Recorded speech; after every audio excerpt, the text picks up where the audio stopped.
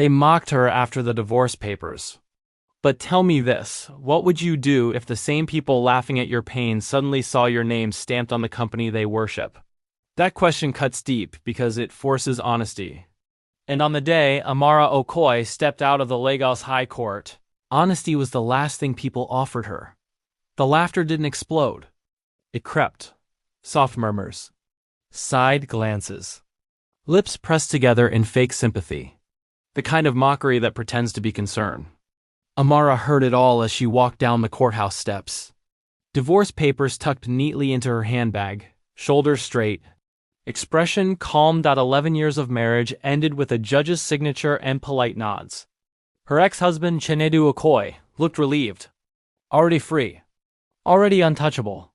He adjusted his suit, answered a call, and smiled like a man who had won something important. Amara didn't look back. Outside, familiar faces waited, friends who once begged for favors, colleagues who used her name to gain access, relatives who praised her good marriage. Their eyes now measured her. Differently. Lighter, smaller, replaceable. She thought she mattered because of him, someone whispered. Let's see how she survives now. Another voice replied. Amara heard every word. She felt them settle inside her chest like stones. Still, she walked on. That evening, she took a public bus home. Traffic pressed in from every angle. Street noise filled the air. Lagos moved without sympathy. Her phone buzzed nonstop, messages soaked in curiosity, pity, and gossip. She ignored them all. At home, she placed the divorce papers on the table and stared at her name beside Chinedu's. Once, that name opened doors. Now, people treated it like an expired ID.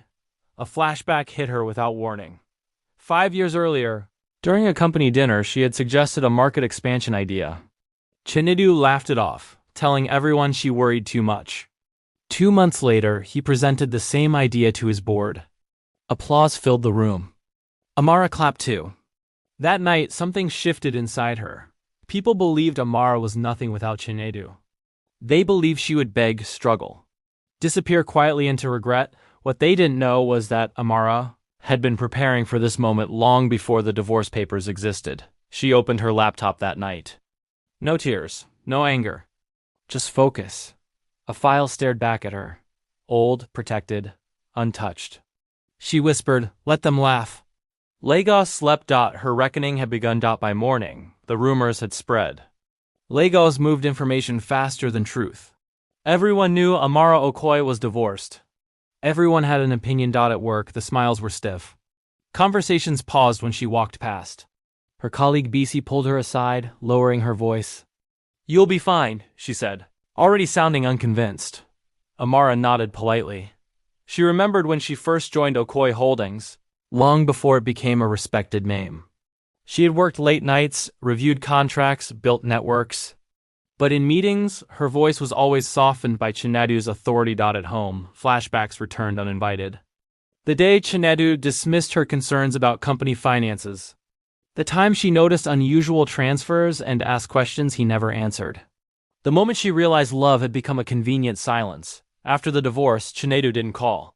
Not once. His lawyer handled everything. That hurt more than arguments ever could. Weeks passed. Invitations stopped. Friends faded.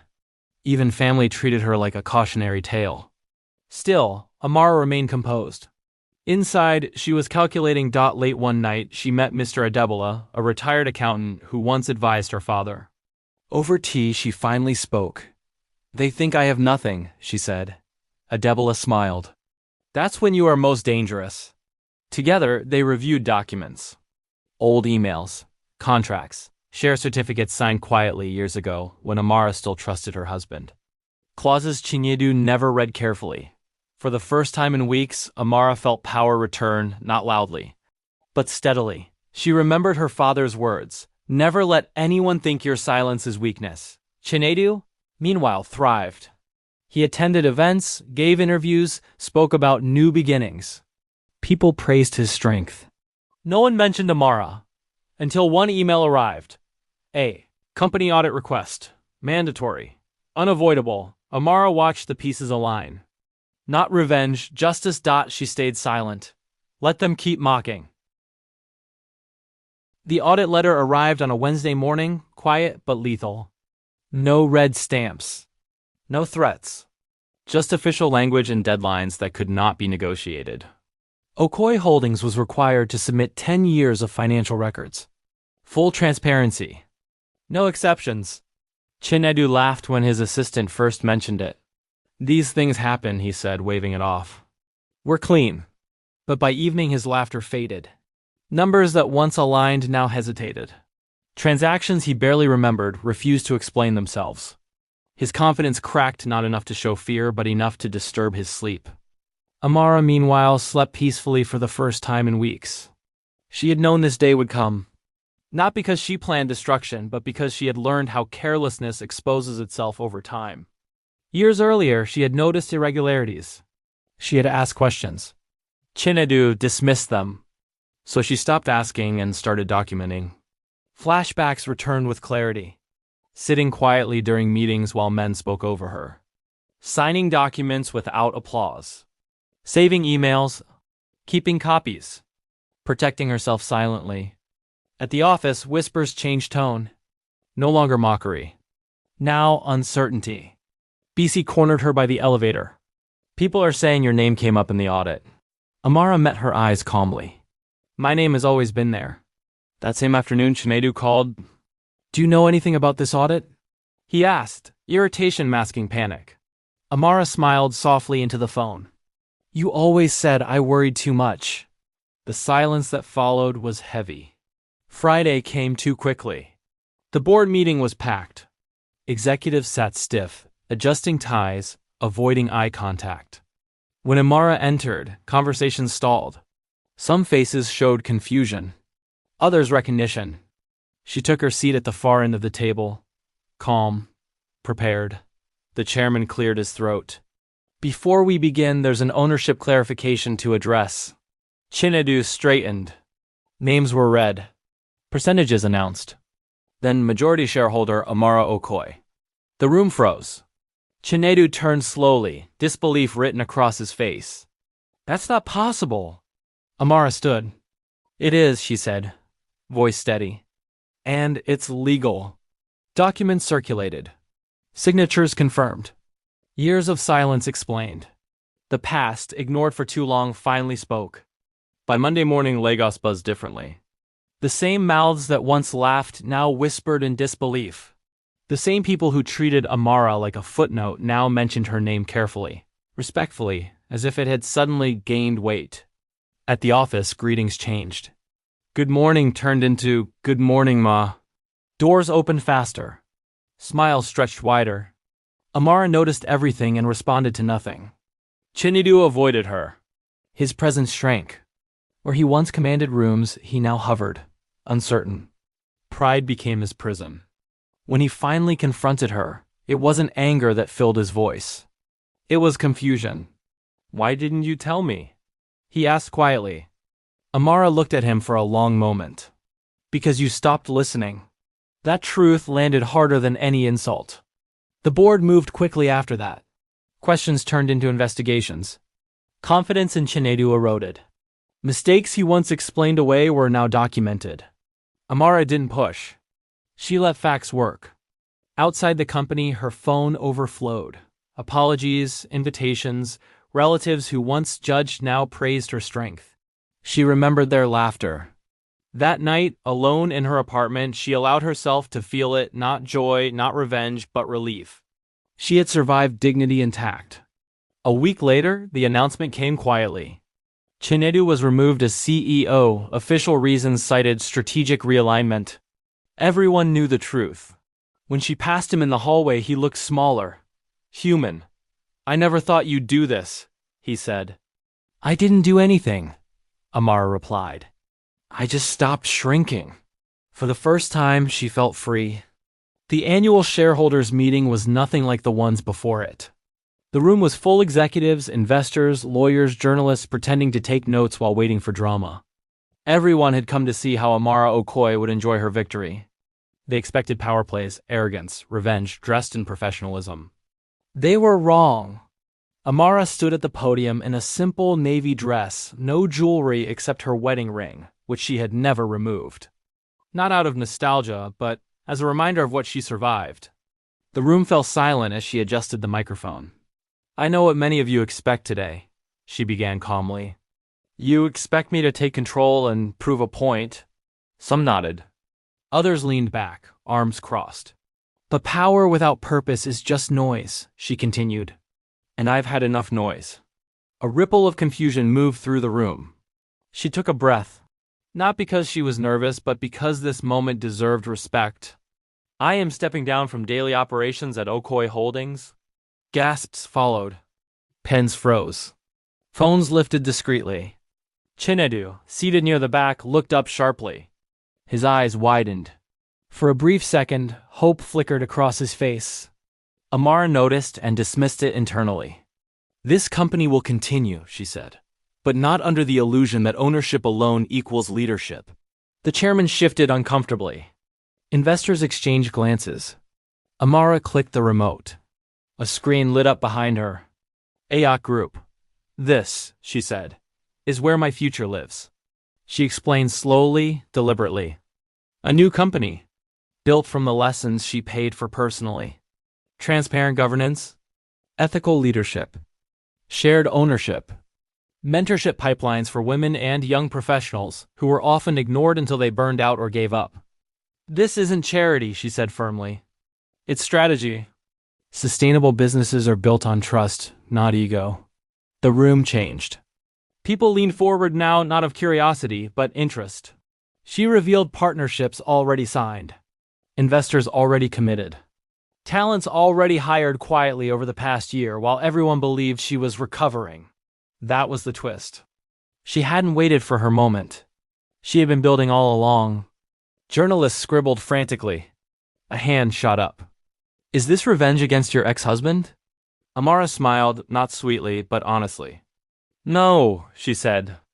"Revenge keeps you tied to the past. This is freedom." Chinedu lowered his head. For the first time since their divorce, Amara felt nothing toward him. No anger, no triumph. Just distance. After the meeting, people rushed toward her. Apologies came fast. Praise followed. Some who once mocked her now asked for meetings. Others asked quietly if they could be part of a OK group. She chose carefully. That evening, Amara stood alone on the balcony of her apartment, city lights blinking below. She remembered the courtroom laughter, the bus ride home, the whispers. She smiled not because she had won, but because she had outgrown the battlefield entirely. Success, she realized, wasn't standing taller than those who mocked you.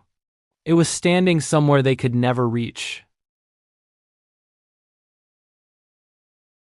The city didn't pause for anyone. It never had.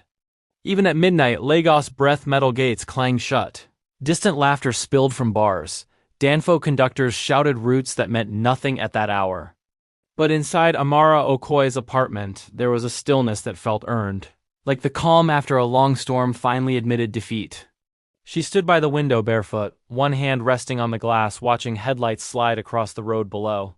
Her reflection stared back at her, older, stronger, unfamiliar in a way that felt right. This woman had survived things the girl she once was could not have imagined. Behind her, on the wall, hung a single framed document.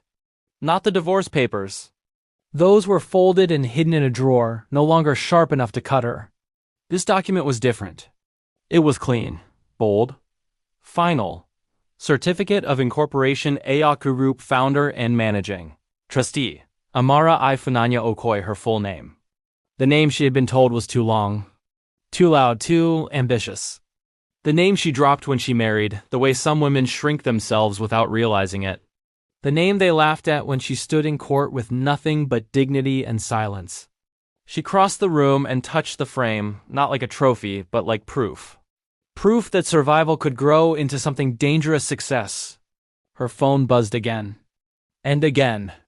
Messages stacked faster than she could read them. "I saw your story. You inspired me. Can we collaborate? Please mentor my daughter. We owe you an apology." She turned the phone face down. Tonight was not for noise. Tonight was for memory. Her mind slipped backward, uninvited. She remembered the boardroom years ago, the way the men leaned back while she leaned forward. How she spoke carefully, always softening her ideas so they wouldn't feel threatened. She remembered Chinadu squeezing her knee under the table, a silent signal to stop talking. "Let me handle it," he would say later. And she let him, again and again. She remembered the first time he called her emotional during an argument. The second time he called her replaceable. The third time she started believing it. Then came the night everything broke. The divorce papers lay between them like a body on the floor. Chinadu didn't look angry. He looked relieved. "You'll be fine," he had said casually. "You're strong for a woman."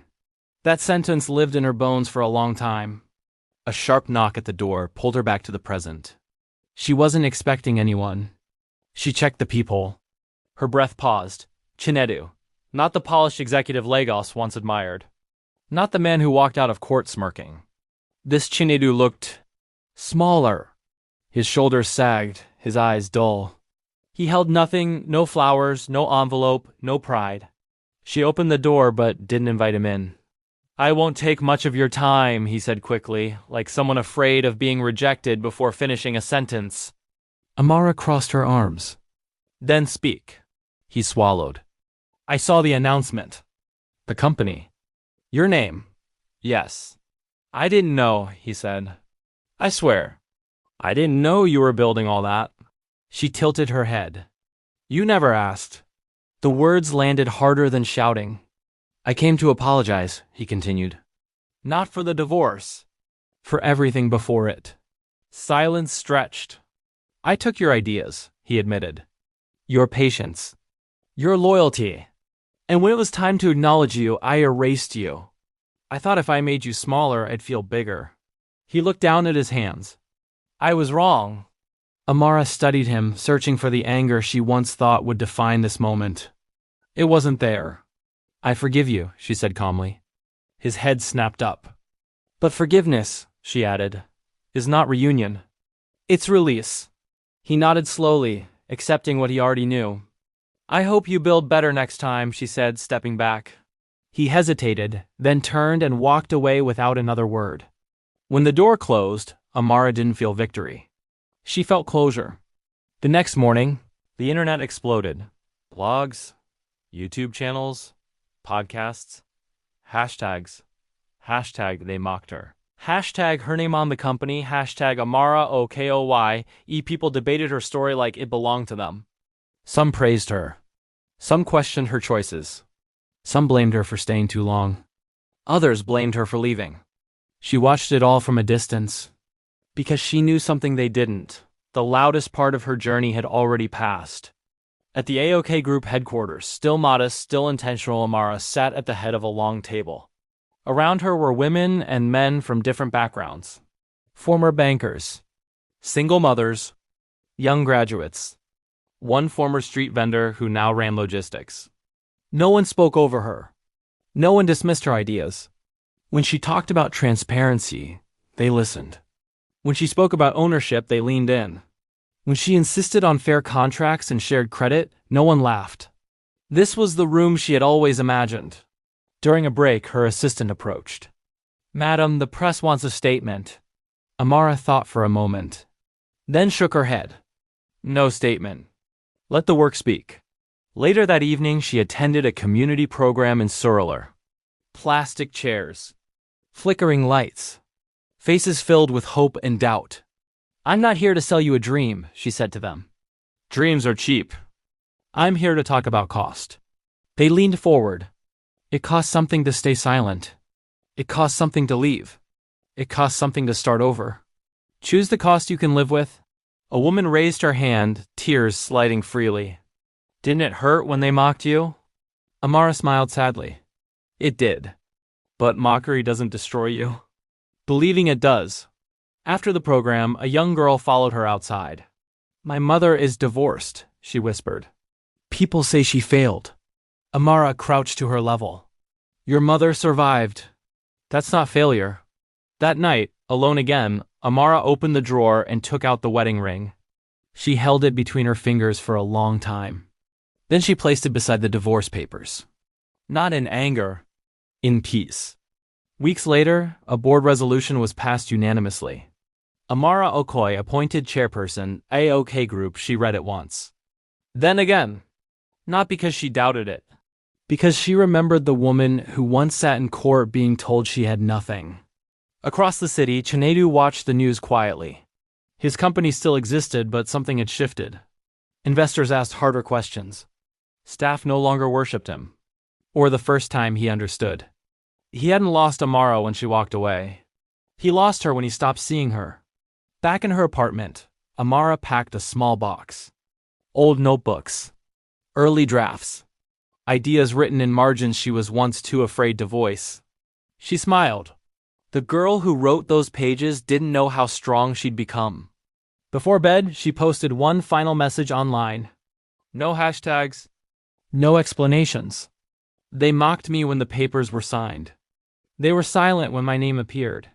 The lesson? Never confuse quiet rebuilding with defeat. She turned off her phone. Outside, Lagos kept moving. Inside, Amara slept free, whole, unafraid. Because some names are not erased by divorce papers. They are revealed by them.